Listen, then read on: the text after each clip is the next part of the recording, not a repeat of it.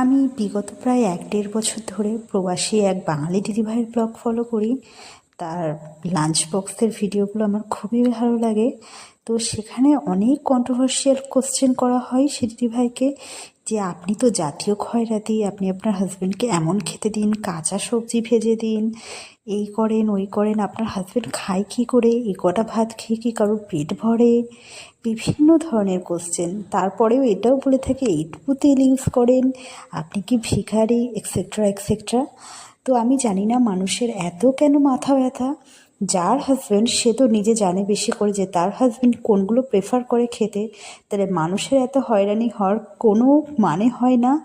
তবুও ওই just comment pass করতে হয়, করতে হবে। তারা জীবনে খুবই অসুখী আছে, সেটা তো সবার সামনে তুলে তো না ধরলে তাদের পেটের ভাত হজম হয় না। তো কিছু আর করার নাই।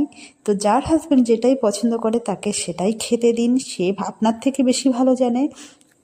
আপনাদেরকে সেই বিষয় নিয়ে বেশি ভাবনা চিন্তা করতে হবে না। নিজের টেনশন নিজের কাছেই রাখুন আর নিজের ফ্যামিলির টেক কেয়ার করুন। তো এইটুকুই বলার ছিল।